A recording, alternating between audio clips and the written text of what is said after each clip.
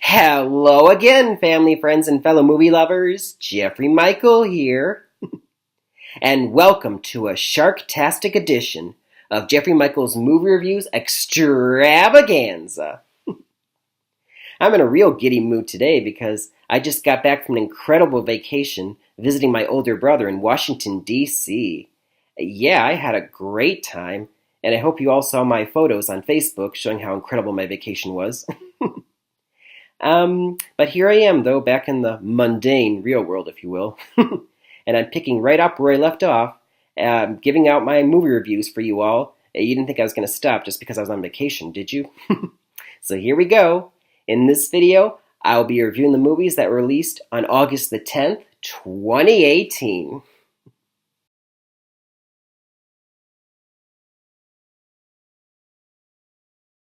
So the first film that I'll review for you is The Meg, which of course is inspired by my cousin, Meg Shaw.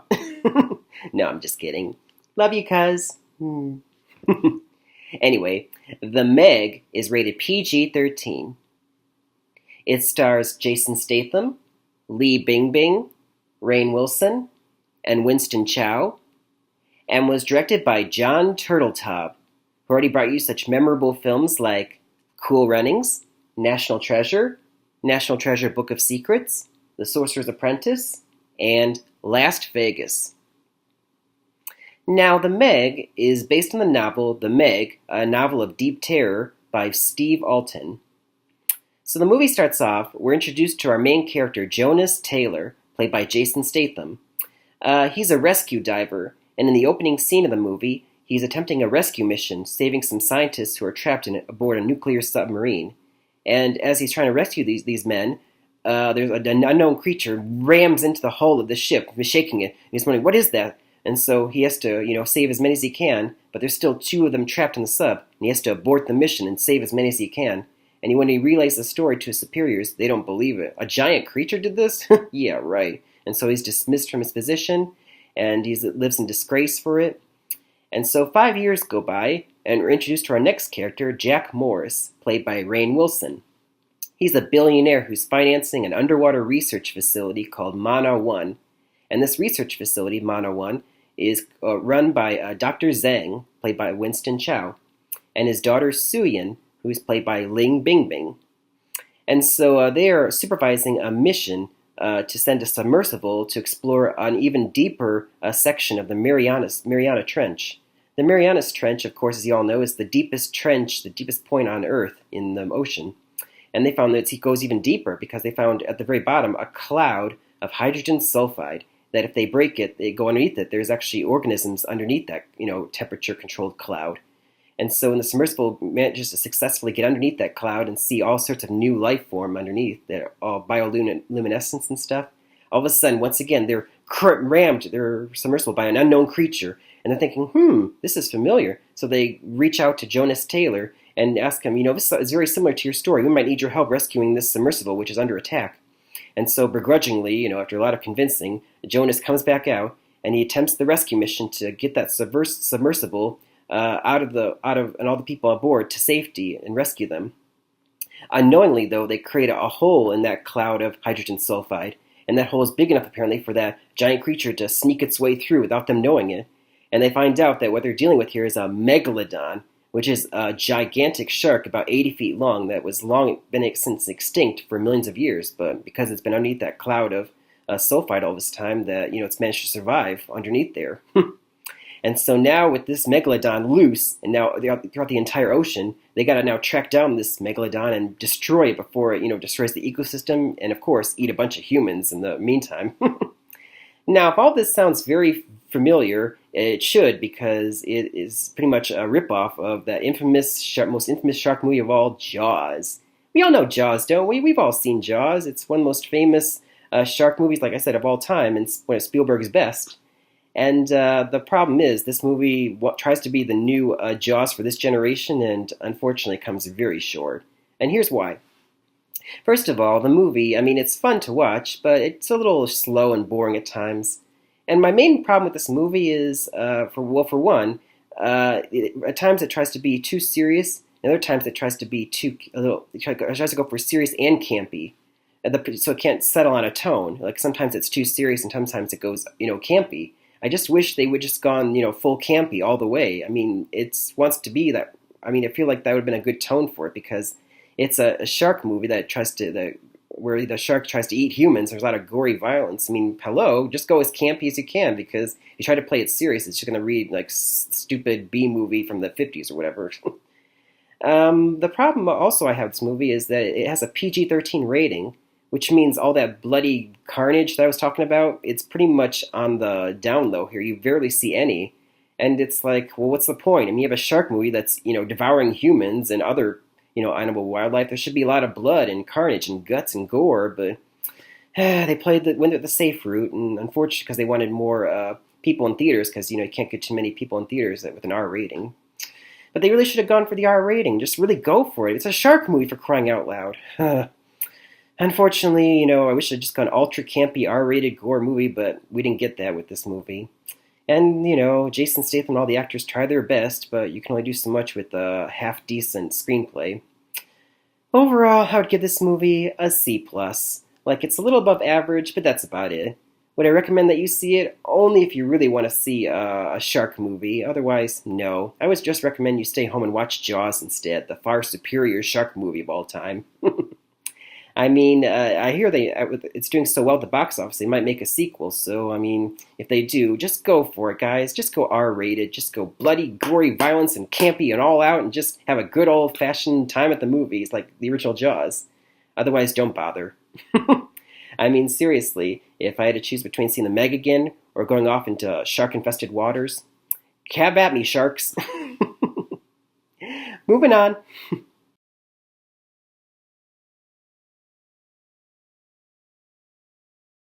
So the next film that I'll review for you is Slender Man, rated PG-13.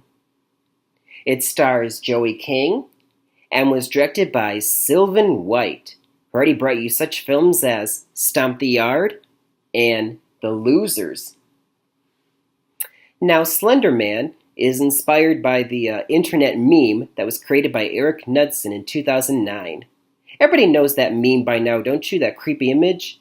A thin, unnaturally tall humanoid wearing a black suit whose head and face are completely featureless, and he has these long, unnaturally long arms that turn into branches.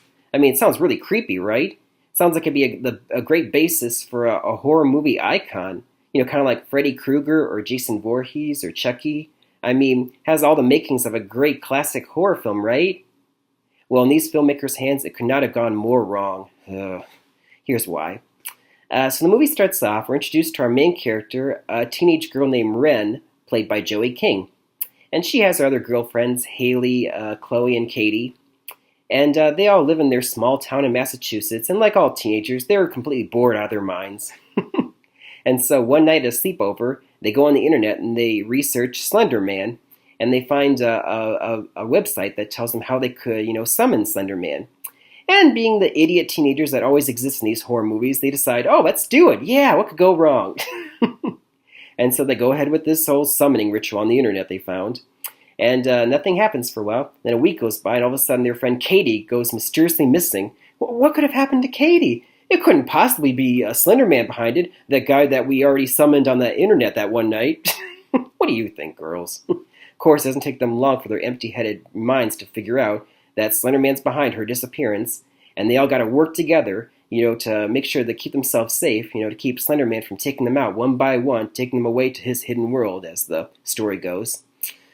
Okay, that's pretty much the long and short of the movie, and here's my review. Starting off, I was B-O-R-E-D bored, people. Oh my god, was I bored. I was squirming so much and waiting for something interesting to happen.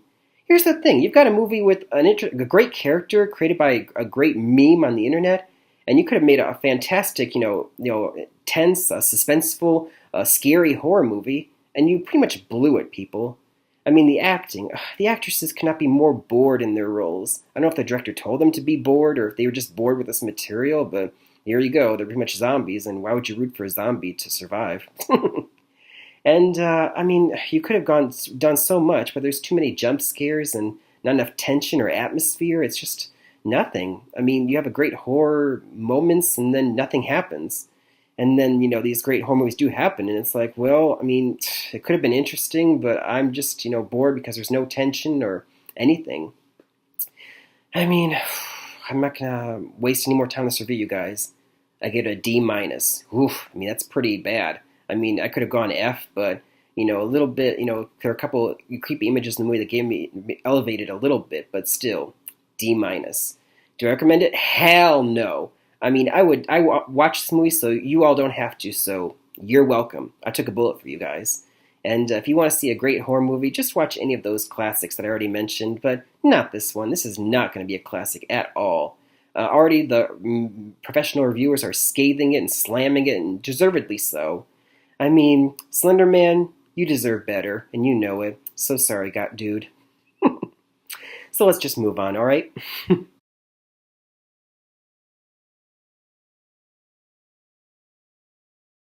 The next film that I'll review for you is Dog Days, rated PG.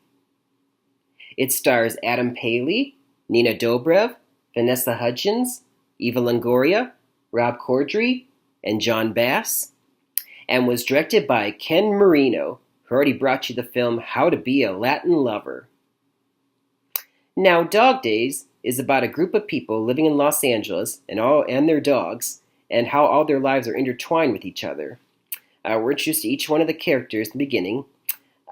First, there's Elizabeth, played by Nina Dobrev. She's an anchorwoman for a morning LA talk show, and she also has a therapist for her dog. Yes, really. And we're also introduced to a barista named Tara, played by Vanessa Hudgens, and she pines for Dr. Mike, the hot veterinarian who works across the street from her. And meanwhile, there's Garrett, played by John Bass. He's the not-so-good-looking guy who pines for her, and also owns an adopt a dog business. I wonder who she's going to end up with. And then there's an old man named Walter who loses his dog, and the teenage boy who he quarreled with, who now helps him try to track down that dog. Meanwhile, there's a couple played by Eva Longoria and Rob Corddry, who are just recently adopted a little girl, and she's having a hard time fitting in with them until they get a dog for her, and all of a sudden everyone's all right as rainbows. It's like, oh, so a dog's the solution to make a family work together, because once the dog's gone, all of a sudden, we does not like this place. That's a pretty short-sighted solution to making a family work. Anywho. And then there's Dax, played by Adam Paley, who's forced to look after his sister's dog after she just gave birth to triplets, and she needs some time with her new children. Someone has to take care of my dog. You take him. Oh, do I have to? He's the struggling brother who's an oaf and doesn't really have a job, has a band, and he has to look after this dog who slobbers all over him. And I mean, it sounds funnier than it actually is. And there's more characters and more storylines. There's a lot of them, and I'm not going to spend too much time with this review because once again, this is a movie that I don't know if I'd recommend to you guys, but I mean, it's contrite, it's cheesy, it's predictable, you have these characters doing stupid things for laughs. I mean, at one point, that Dax character is trying to sneak his dog into his apartment because no dog's allowed in his place, and puts it in a trunk, and the girl next to him sees the trunk moving. Who you got in there? It's not, who you kidnapping? She takes out her pepper spray and sprays them, and it's like, dude, just tell her it's a dog. You didn't even had so much time to tell her. That's an example of a character doing a stupid thing for a laugh, and I don't know. I mean, this is the kind of movie where I feel like the filmmakers were like, hey, we have a really crappy screenplay, but let's just fill it with dogs, and people automatically go to see it. Newsflash, filmmakers in Hollywood, people are not that stupid. I mean, if you all want to see a movie with dogs, instead of going to see this, why don't you just stay at home and watch like internet videos or YouTube videos with dogs? There's thousands of them, and you could watch them for like 90 minutes straight, and you would still have a much better time doing that than going off to see Dog Days. I mean, the dogs are cute. I'll give them that. I mean, if you're in it for just the dogs, then you have a good time because there are a lot of great dogs, and they're all cute as can be, and all do these crazy tricks, and they're great actors. I think sometimes they're actually better acting than the humans in that movie. Overall, this movie, I mean, it's not that funny, not that romantic, not that interesting, to be honest, and like I said, very predictable. Like, you know exactly where every single storyline is going, like miles ahead of the story. Overall, I'd give this one a C minus. I would go lower in the D territory, but those cute, adorable dogs elevated my grade to C minus, but it's still below average. So do I recommend it? No. Even if you're a dog lover, just stay home and watch dog videos. It's much easier that way. I mean, this is one film that has literally, dare I say, gone to the dogs. All right, let's just move on.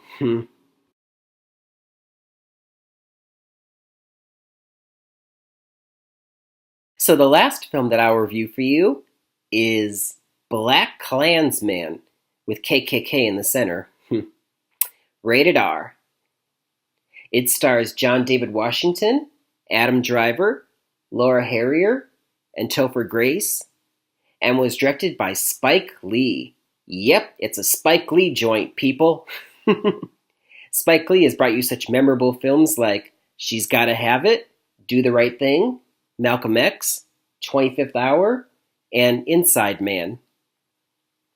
Now, BlacKkKlansman is based on the memoir by Ron Stallworth, so of course it's based on a true story. Our story begins in the early 1970s in Colorado Springs, Colorado. We're introduced to our main character, Ron Stallworth, played by John David Washington. He is the first black detective to work in the Colorado Springs police force. So of course, that comes with a lot of tension and prejudice. He starts off working in the records department, but he faces some harassment from his fellow coworkers. And so he's reassigned to undercover work. And so he goes undercover to a local civil rights rally where he meets Patrice, played by Laura Harrier. And, he falls in love and they start a relationship. And also, at the time, he's reassigned once again to the intelligence division.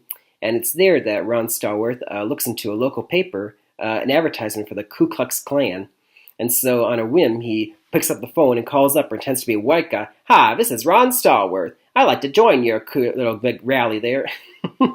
And he manages to be a convincing white guy. And he says, I'm in, you guys. And so he gets his fellow Jewish coworker, Flip Zimmerman, played by Adam Driver. You're going to go undercover as white Ron Stallworth.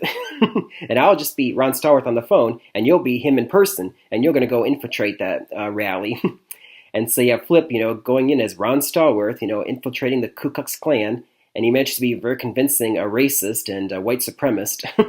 And meanwhile, one of the Ku Klux Klan members is like, I'm not sure about this guy. Are you sure you're not Jewish or whatever? No, of course not. And the whole reason why they're going undercover on the Ku Klux Klan is because the Klan is apparently planning an attack on blacks involving a bomb. And they got to figure out what's going on, what the plan of attack is. And meanwhile, Ron Stallworth is calling up David Duke, who is the Grand Wizard of the Ku Klux Klan, who's the head honcho, if you will. He's played by Topher Grace.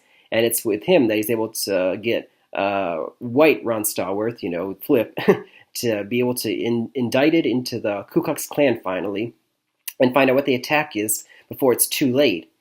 Now, I gotta say, overall, this was a really well-done film. I mean, the timing of this film could not be more timely with the current events going on. Like, back then, it was all about the white supremacy, and you realize, oh my God, that it hasn't really changed much. And I like how the film also tries to show you both sides of the issue because, of course, there's the evil white power guys. And then also there's a part in the movie where the whole bunch of black civil rights people are gathering in a rally and they're all shouting, black power, black power. And you realize, whoa, that could be reverse racism. I got to be careful, that, even though you're not white, you could still be like a hater against a certain race. And it tries to show you both sides of the issue. And I thought that was really well done, how it's not a film that's just one-sided. It actually tries to show you multifaceted views. And it's also, tense at times. Is this cover going to get blown? Is he going to get in trouble and hurt? And you wonder, there's a lot of humor too, because he's imitating a white guy on the phone. It's funny because these Klan members think, oh, this guy wants to join our cause. And at one point he's like, ha ha, I'm a black person this whole time, brother. He's like, And so, yeah, there's a lot of great humor sprinkled about and a lot of great drama, and acting from everyone is just phenomenal, especially our lead, John David Washington. He's so great as Ron Stallworth.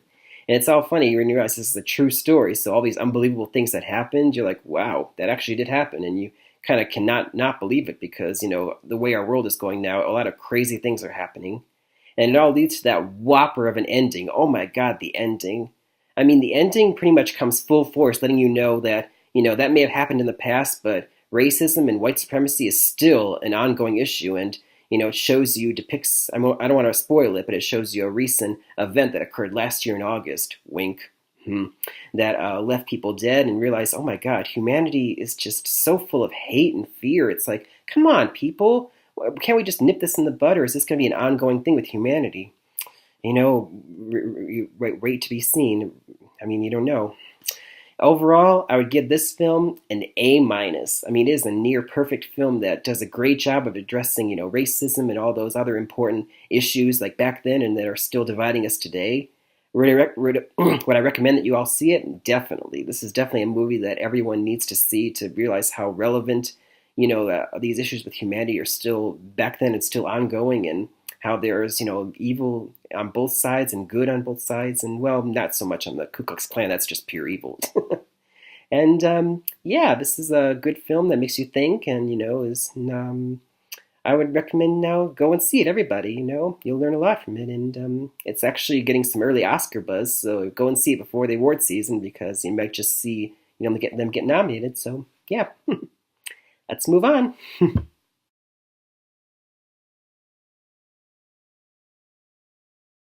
Shark! There's a shark in the water! Everybody out! Wait a minute. That's not a shark. It's just the recap. Recap. The Meg, C+, somewhat entertaining shark movie that's kind of serious and kind of campy, and not enough R-rated bloody carnage. I don't know if I recommend this one. Slender Man, D-, one of the single most boring movies I've seen in ages, and it's such a wasted opportunity for such a great character like Slender Man. Avoid at all costs, please. Dog Days, C-, contrived, predictable rom-com that's not all that funny, and not all that romantic either, but has lots of cute dogs. But I would recommend that you all stay at home and watch YouTube videos of cute dogs instead. Much better option. And finally, BlacKkKlansman, A-, well-executed and well-acted movie that does a great job addressing many important issues in our country that are relevant then and especially now. I recommend that you all see this. Trust me, it's worth it, in my opinion. And that'll do it for a Sharktastic edition of Jeffrey Michaels Movie Reviews Extravaganza. Until next time, happy movie watching, everybody. See y'all next time.